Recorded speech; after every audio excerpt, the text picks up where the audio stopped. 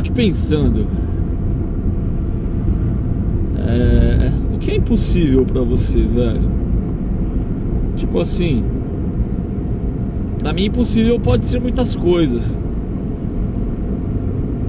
Pra mim impossível é um ser humano andar em cima das águas. Pra mim impossível é um ser humano ser jogado dentro de uma fornalha e não queimar. Sei lá, tem uma porrada de coisa impossível na minha vida que eu penso, né, que seja impossível. E eu pergunto pra você, o que é impossível pra você? O que é impossível pra você? Nossa, velho, quer ver? Vou mostrar pra vocês o que eu tô vendo aqui, ó. Olha, tá louco. Dá uma impressão de que esse caminhão vai voltar e vai pegar em mim em qualquer momento, tá ligado? Mas enfim, voltemos ao assunto então. O que é impossível pra você? Então assim, eu tava saí de casa, peguei o carro, saí de casa e Deus falou comigo: volta e pega a sua câmera, velho. De novo, mais uma vez.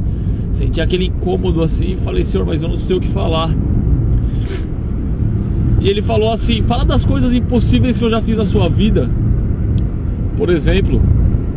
Então eu vou contar um testemunho pra vocês.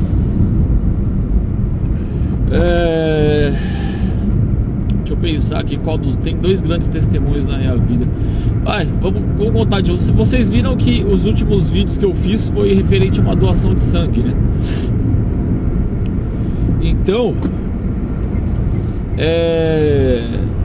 eu vi muitas pessoas falando assim: ah, Durão, mas eu já tive tal doença, ou eu tive tal problema, ou eu não tenho peso. Olha esse carro que vai passar aqui por nós, mano. Será que vocês viram? É o Smart.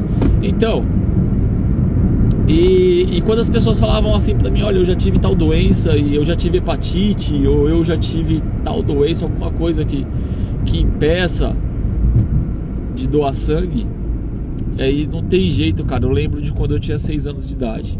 Quando eu tinha 6 anos de idade, eu tava na pré-escola. E eu era um moleque terrível, velho. Nossa, eu era um moleque terrível.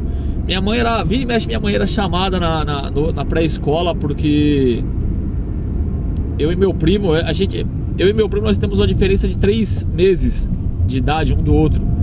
Esse meu primo é filho de pastor, né, cara? E daí já viu, né? Filho de pastor é tudo atentado, né, velho?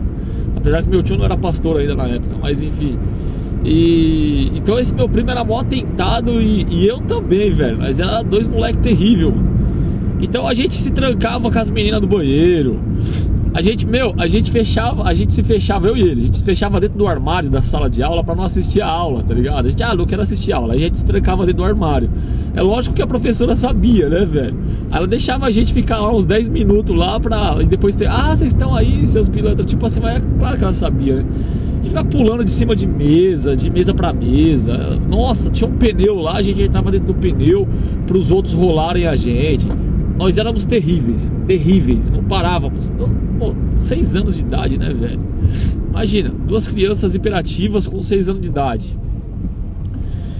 Eu lembro até o nome da menina que eu gostava, velho, naquela época. Eu lembro até o nome da menina que eu era apaixonado por ela. E acontece que é assim, né? Eu lembro muito bem dessas coisas, porque assim, foram momentos marcantes da minha vida e eu só lembro de coisas boas, né? Lembro das musiquinhas que a gente cantava: meu lanchinho eu vou comer pra ficar fortinho, e por aí vai. Lembro de todas essas coisas aí. Eu lembro dos desenhos que a gente fazia pra entregar pra mãe e pro pai no dia das mães, no dia do pai. Então. E eu tinha um irmão de 1 ano na época, né? Meu irmão tinha apenas 1 ano, o Anderson. E daí eu lembro, cara, que chegou no final do ano escolar, ia até a formatura do prézinho, né? Porque daí a gente ia pra 1ª série. Então a minha mãe foi, comprou o tecido pra fazer a roupa. Minha mãe mesmo fez a roupa, que eu ia me formar e tal. Então tava toda aquela movimentação, né, meu? Por causa da formatura. Só se falava na formatura do prézinho do Cleberson na época e tal. E naquela época a gente tinha uma condição de vida muito boa, financeiramente falando, né? Então eu lembro que em um dia, poucas semanas antes da formatura, nós estávamos almoçando, apenas eu e a minha mãe. Eu não sei onde meu irmão estava. Meu irmão provavelmente deveria estar dormindo no berço, ou estava no colo da minha mãe, sei lá, mas com certeza estava por ali. E a gente tava almoçando, eu não lembro o que a gente comia, mas a gente tava tomando Coca-Cola. Não é propaganda, mas a gente tava tomando Coca-Cola. E eu fui pro banheiro, logo depois de almoçar eu fui pro banheiro e eu voltei todo feliz, falando pra minha mãe: nossa mãe, eu fiz o xixi da cor da Coca-Cola. Então assim, eu todo empolgado que eu havia feito xixi da cor da Coca-Cola. Meu xixi saiu preto, tá ligado? Minha urina saiu preta. E minha mãe, a minha sorte foi que eu não dei descarga. E a minha mãe falou: vamos lá pra eu ver, né, mano? Aí chegou lá, minha mãe já ficou horrorizada. Dali mesmo a gente já foi pro médico. Os médicos fizeram alguns exames de sangue e constataram hepatite B. Hoje hepatite B, você vai no posto de saúde tomar uma vacina e já era. Imagina a hepatite B há 28 anos atrás e já estava numa fase bem avançada, né, a ponto de eu fazer o xixi da cor como eu fiz, né? Entre outras coisas mais. Então os médicos viram que eu já tava doente, já tinha um tempo. Então começou-se ali um tratamento, né, meu? Um tratamento fortíssimo e tudo mais. E uma das coisas que o médico falou pra minha mãe era que eu tinha que fazer repouso absoluto. Imagina, aquela criança hiperativa que eu falei agora há pouco, fazendo repouso absoluto. Minha mãe colocou até minha cama na sala e eu lembro que era pra eu ficar assistindo Chaves. Mas até parece, né, velho, que uma criança com 6 anos de idade tinha bicicleta, patins, skate, patinete, tinha todos esses negócios aí, tipo bola, parece que eu ia ficar parado, né, velho, deitado em cima de uma cama o dia inteiro. E é claro que eu piorei. Nessa época nós éramos da igreja evangélica Assembleia de Deus, Ministério do Belém. Toda a minha família era de lá. E eu, desde quando eu nasci até os 9 anos, eu fui dessa igreja, lá em Osasco, lá no Jardim Baronesa, em Osasco. E acontece que ao invés de eu melhorar, eu só piorei. Só piorei. Então chegou um momento em que eu já não conseguia mais nem andar direito, porque qualquer caminhada assim, tipo da sala até o banheiro, eu já me cansava, parecia que eu tinha corrido uma maratona. E eu lembro da penúltima vez que a gente foi ao médico, que a minha mãe chegou, o médico tirou o meu sangue, e o meu sangue ele saiu meio rosado, sabe? Ele não saiu vermelho, ele saiu meio rosado, eu lembro direitinho. E o médico chegou pra minha mãe e falou assim pra minha mãe: Dona Desuit, a senhora é evangélica, né? Ele viu a roupa que ela usava e tal. Minha mãe falou: sim, eu sou evangélica. Ele falou com essas palavras assim: então reza pro seu Deus salvar o seu filho, porque a medicina não pode fazer mais nada por ele. E eu lembro disso direitinho, porque quando a gente saiu da igreja, quando a gente saiu do consultório médico, eu comentei com a minha mãe assim, eu falei: nossa mãe, que médico burro, né? Ele sabe que quem reza é católico, né? A gente ora, né? Nada contra os católicos, pelo amor de Deus. Mas foi um comentário de criança, né? E eu falei assim: a gente ora, né? Então eu lembro muito bem por causa desse comentário. Só que eu já tava mal. Então assim, o médico já havia me desenganado. E a gente foi pra igreja. Não lembro qual dia, não lembro se foi no mesmo dia ou se foram dias depois, mas a gente foi pra igreja. E a minha mãe tava até meio abalada na fé por conta disso, né? Pô, meu filho tá morrendo. Ela já tinha perdido um filho, e depois de mim ela perdeu outros 2, e depois veio o meu irmão. Minha mãe não podia ter filho. Então minha mãe tava meio abalada na fé, né? Falou: poxa senhor, se é tão difícil pra eu ter um filho, quando eu tenho, né, ele vai morrer e tal. E a gente tava na igreja, cara. Meu avô é presbítero, né, seu Antônio Durão. Tem uma foto dele lá no Instagram. Meu avô é presbítero e meu avô foi pregar. Então meu avô foi pregar, e na hora que meu avô começou a falar na pregação, eu olhei pra minha mãe e falei: mãe, se eu pedir pra Jesus me curar. Eu tava no colo dela, não sei nem onde que meu irmão tava no colo de alguém. E eu falei assim pra minha mãe: mãe, se eu pedir pra Jesus me curar, Jesus me cura? Aí minha mãe olhou assim fixamente nos meus olhos assim, e eu não sei se foi na fé ou se foi numa convicção de mãe, porque como eu falei, ela tava com a fé meio abalada. E ela falou assim: é claro, meu filho, é claro que cura. Então eu vou pedir pro meu avô pedir uma oração pra igreja. E eu levantei e eu fui caminhando com toda a dificuldade do mundo até o altar da igreja para pedir pro meu avô que ele pedisse pra igreja fazer uma oração por mim. E eu lembro que eu subi naquele altar, eram apenas 2 degraus, e eu subi com uma dificuldade terrível naquele altar. E eu cheguei no meu avô, puxei a calça dele assim, falei: vô, queria que o senhor pedisse, né, pra igreja, pra orar por mim. E aí meu avô, ele era muito ríspido, ele era um cara muito durão mesmo. E ele virou e falou assim: ajoelha ali, menino. E mandou eu ajoelhar do lado da cadeira dele lá. E eu falei: pronto, já me ferrei, né, mano? Me colocou de castigo. Porque toda vez que meu avô me colocava de castigo, ele fazia eu ajoelhar no milho, né? Mal ele sabia que eu espalhava, sabia? Não, ele sabia assim, vai. Eu espalhava o milho assim, fazia 2 buraquinhos, colocava o joelho e fechava os milhos em volta assim, pra fazer de conta que eu tava ajoelhado no milho, né? Então ele mandou ajoelhar. Deixa eu buzinar porque não sei porque que parou aqui, mano. Aí ele mandou ajoelhar, eu falei, pronto, já fiquei de castigo, me ferrei. E meu avô fez toda a pregação, cara. Foi mais de 30 minutos de pregação eu lá ajoelhado. Eu tava morrendo já, de tanta dor. E cansado, né? Porque eu me cansava muito fácil. Então eu lembro do meu avô chegando e falando pra igreja 5 palavras bem formais, bem bonitas. Ele falou, olha, meu neto está aqui, ele foi desenganado pelos médicos. E ele acredita muito em Deus e Jesus. E ele veio pedir pra mim, pra que nós fizéssemos uma oração pra que Jesus o curasse. E nessa hora meu avô chegou, ajoelhou na minha frente, colocou a mão sobre a minha cabeça e começou a orar. No momento que meu avô começou a orar, eu com os olhos fechados, eu comecei a sentir a mão do meu avô pegando fogo, cara. Parecia, a mão dele foi esquentando, parecia que tinham ligado um ferro elétrico na minha cabeça. E eu não tava mais aguentando de dor, tá ligado? Porque tava queimando a minha cabeça. Então eu peguei os braços do meu avô assim, eu comecei a tentar levantar os braços do meu avô, pra tirar os braços do meu avô da minha cabeça, porque eu já não aguentava mais. E é claro que eu não consegui. E meu avô orando, aí eu abri os olhos, porque eu não tava mais aguentando, eu abri os olhos assim desesperadamente. Eu tentava falar e não conseguia. Eu tentava falar, eu tentava gritar pro meu avô, falar, avô, tá doendo, tira a mão da minha cabeça, mas eu não conseguia falar. Então eu abri os olhos e quando eu olhei para aquela igreja, tinha várias pessoas pulando, pessoas rodando, pessoas falando coisas que eu não entendia. E eu comecei a entrar num desespero, pensando, meu Deus, o que foi que eu fiz? E quando meu avô disse amém, tirou a mão de cima da minha cabeça, eu levantei, cara, e como uma bala eu saí correndo e sentei no colo da minha mãe. Mas eu fui correndo como uma bala. Eu acho que o The Flash perdia pra mim, velho, de tão rápido que eu fui. Fui correndo a milhão e sentei no colo da minha mãe. Como eu disse, eu cheguei com muita dificuldade, eu mal conseguia andar. E eu saí de lá correndo e sentei no colo da minha mãe. Saí do altar correndo. Correndo, literalmente correndo. O menino que mal conseguia andar, desceu do altar correndo.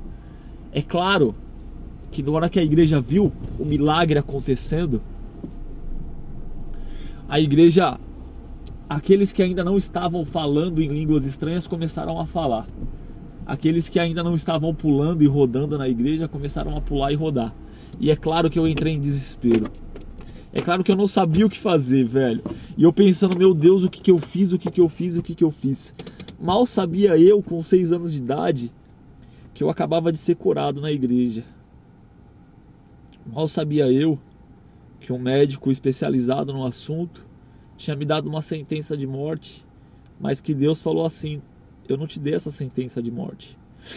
Eu deixei que você ficasse doente para que o mundo inteiro soubesse disso que aconteceu na sua vida e hoje você estivesse aí vivo e forte para falar. Dias depois a gente foi ao médico, né? O mesmo médico. E o médico tirou o sangue do meu braço e eu sempre muito curioso, sempre fico olhando, cara. Até hoje, depois de adulto, eu sou assim. E o médico tirou o sangue e o meu sangue ele não saiu assim vermelho. Ele saiu praticamente preto, velho. Saiu meio, sabe, era um vermelho tão forte que chegava a ser escuro. E o médico fez todos os exames necessários e tal. E o médico olhou pra minha mãe e eu lembro disso perfeitamente também. Ele olhou pra minha mãe e ele disse assim, se eu não tivesse visto, eu não acreditaria. Eu nem sei se esse médico tá vivo, se esse médico vai ter a oportunidade de ver esse vídeo e tudo mais. Mas Deus mais uma vez mostrou que não existe impossível para ele. Deus mais uma vez mostrou que a medicina foi ele mesmo quem criou. E que aquilo que é impossível para os homens não é impossível para ele. E por isso eu te pergunto agora, o que é impossível para você? Talvez para você o impossível seja você ter um filho como era para minha mãe. E minha mãe teve 2. Talvez para você impossível seja você se recuperar de uma doença que esteja em fase terminal, assim como aconteceu comigo. E por isso eu conheço um Deus chamado de Rafá, que é o Deus que cura. E toda vez que alguém está doente, eu sou o primeiro a falar, eu vou lá orar pela pessoa, porque eu sei que Deus cura, porque Ele curou a minha vida. E eu poderia ainda falar da vida do meu irmão, eu poderia falar de outros milagres que aconteceu comigo, eu poderia falar da vida do meu filho. Mas eu sei de um Deus que cura porque Ele fez isso comigo, Ele me curou. Então, eu te pergunto, o que é impossível para você? A sua recuperação financeira, por exemplo? a sua saúde, a vida de um parente seu que está indo de mal a pior, talvez um parente seu que esteja afogado nas drogas, ou na bebida, ou seja lá no que for. Talvez você ache que essas coisas sejam impossíveis.